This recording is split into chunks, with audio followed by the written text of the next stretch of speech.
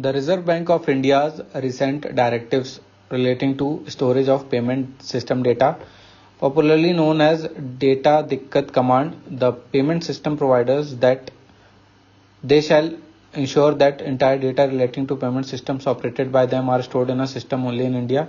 Second, they shall ensure that these systems are owned and operated by public sector enterprises. Next, they shall submit the consolidated system audit report to the Comptroller and Auditor General of India by the end of the calendar year. Which of the statements given above are correct? So answer is A. As per RBI's directive, payment system providers are required to store the data in India only. Other features are not required by RBI. Next, consider the following statements. 1. Petroleum and Natural Gas Regulatory Board PNGRB is the first regulatory board set up by the Government of India. Second, one of the tasks of PNGRB is to ensure competitive markets for gas.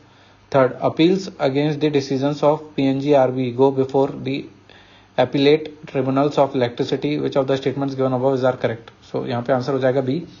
PNGRB was constituted under the Petroleum and Natural Gas Regulatory Board Act 2006. SEBI was formed in 1988 by an executive order given statutory status in 1992. Besides, IRDAI and many other regulatory bodies were set up before 2006. So PNGRB is certainly not the first body to be set up by Government of India.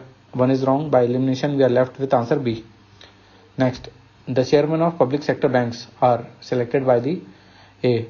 Banks Board Bureau, Reserve Bank of India, Union Ministry of Finance, Management of Concerned Bank.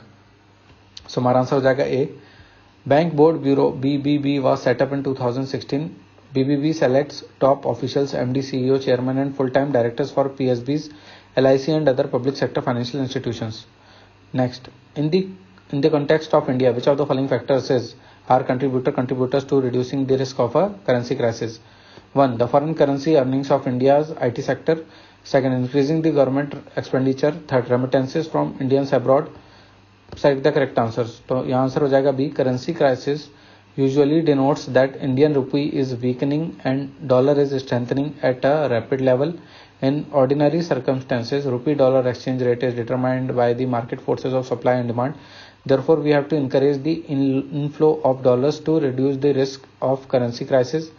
1 and 3 can help in this regard. Second is irrelevant. In fact, 2 can be backfire if raising government expenditure results in excessive printing of rupee currency. Thus, by elimination, answer is B, 1 and 3. Next, which of the following is not included in the assets of a commercial bank in India? A. Advances. B. Deposits. C. Investments.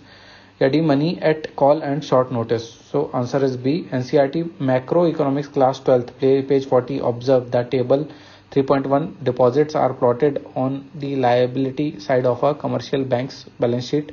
Next, despite being a high saving economy, capital formation may not result in significant increase in output due to 2018 का है ये weak administrative machinery. B. Illiteracy. C. High population density. या D. High capital output ratio. So answer is D. Capital output ratio ICOR measures the percentage increase in capital formation required obtaining a percentage increase in GDP. Entrepreneurs, by investing their own savings and informally mobilizing the savings of their friends and relatives, contribute to the process of capital formation. This informal funding supplements the funds made available by the formal means of raising resources from banks, financial institutions and capital markets. So D is the fitting option. If capital to output ratio is high, then capital formation may not result in significant increase in the output.